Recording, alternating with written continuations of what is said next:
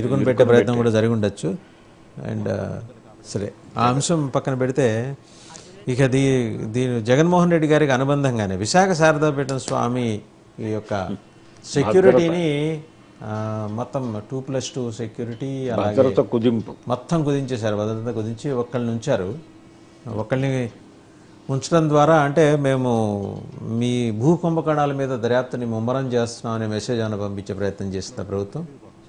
డెఫినెట్గా అండి, డెఫినెట్గా ఆయన్ని ఒక రకంగా తెలంగాణ ఆంధ్రాలో ఉన్నటువంటి గత పాలకుల స్వామీజీగా స్టాంప్ వేసేటువంటి ప్రయత్నం కూడా జరుగుతోంది. అది సోషల్ మీడియా వేదికగా జరుగుతోంది ప్రచారం. దాంతోపాటు మెయిన్ స్ట్రీమ్ మీడియాలో కూడా ఆయనకు వ్యతిరేకంగా వార్తలు ప్రసారం అవటం, అలాగే ఇంటర్వ్యూస్ ప్రసారం అవటం అది జరుగుతోంది. అలాగే ఆయన గత జీవితాన్ని తవ్విదీసి దాన్ని తెర మీదకు తీసుకొచ్చే ప్రయత్నం కూడా చేస్తున్నారు.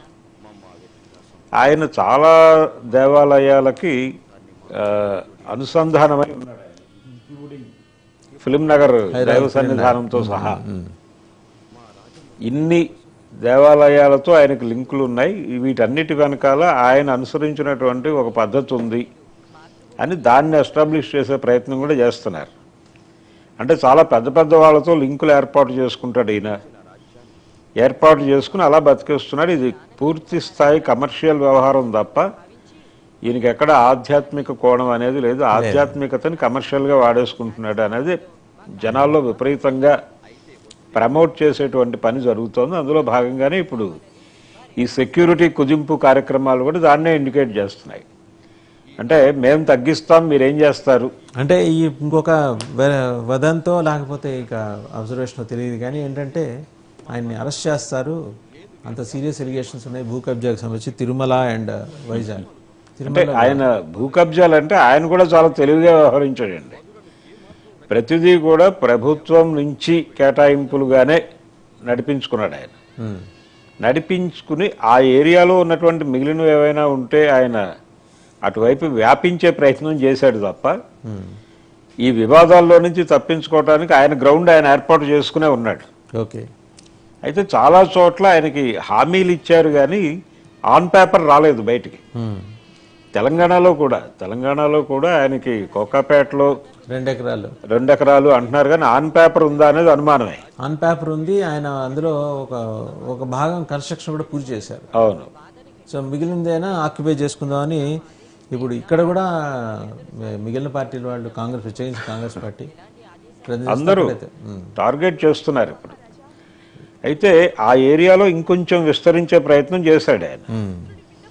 ఈ విస్తరణకి సంబంధించి ఆపి అక్కడి నుంచి తిరిగి వాళ్ళు హ్యాండ్ ఓవర్ చేసుకునేటువంటి ప్రయత్నం జరుగుతుంది ప్రభుత్వం వైపు నుంచి. ఈ కన్స్ట్రక్షన్ జరిగినటువంటి ప్రాంతం వరకు వదిలేస్తారని అనుకుంటున్నాను నేను. ఈ ఏరియాకి రారు, అంటే హైదరాబాద్ వరకు. దాంతోపాటు ఇంకా ఆయనకి కొన్ని కేటాయింపులు చెప్పారు. జూబ్లీ హిల్స్లో ఏదో ఇస్తామన్నారు ఆ రోజుల్లో కేసీఆర్ గారు. అదైతే ఎక్కడ జరిగినట్లేదు ఆన్ పేపర్, అది కేవలం హామీగానే ఉంది. ఇలా జగన్మోహన్ రెడ్డి గారు ఇచ్చినటువంటి హామీల్లో కూడా కొన్ని మాత్రమే దీనిలోకి వచ్చినాయి, పేపర్ మీదకి వచ్చినాయి కానీ కొన్ని పేపర్ మీదకి రాలేదు. ఇంకా రానివి వదిలేసినట్టే ఇప్పుడు. కానీ హామీ ఇచ్చిన ప్రాంతాల్లో కూడా ఈయన వెళ్ళి జెండా పాతి ఉండొచ్చు. అవన్నీ వివాదాలు అవుతాయి ఇప్పుడు. ఆ వివాదాలని రైజ్ చేసి వెనకటికి కమ్యూనిస్టులు పాతేవాళ్ళు ఇప్పుడు స్వాములు పాడుతున్నారా, స్వామీజీలు పాతున్నారు జెండాలు.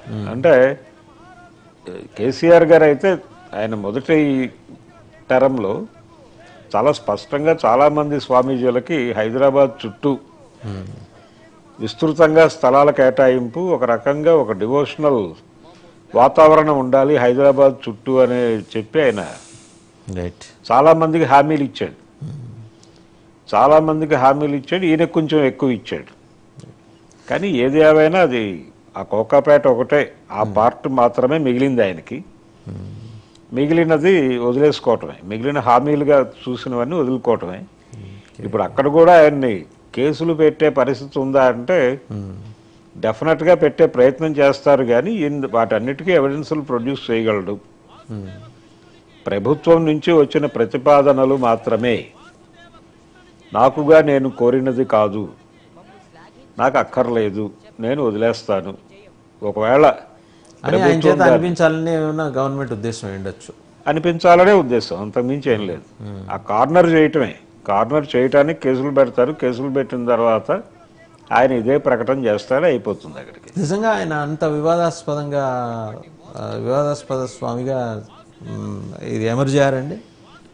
చాలామంది స్వామీజీలు ఒక దశలో ప్రభుత్వాధినేతల ప్రాపకానికి వెళ్ళి ఇతర పార్టీలతో విమర్శల పాలు అవటం అనేది చాలామంది విషయంలో చూసాం మనం. చిన్నజీయర్ స్వామి విషయంలో ఆయన అంటే కేసీఆర్కి ఆయనకి చెడింది అనే వాతావరణం వచ్చినప్పుడు కల్కి సినిమా ప్రొడ్యూసర్ ఆయన అశ్విని దత్ గారు ఒక వేదిక మీద జియర్ స్వామి గారి గురించి చాలా దుర్మార్గంగా మాట్లాడారు, బాహటంగా అభ్యంతరకరంగా మాట్లాడుతూ ఒక మాట అన్నాడు, జియర్ స్వామి ముందు ప్రణమిల్లని రాజకీయ నాయకుడు చంద్రబాబు నాయుడు అని చెప్పాడు ఆయన.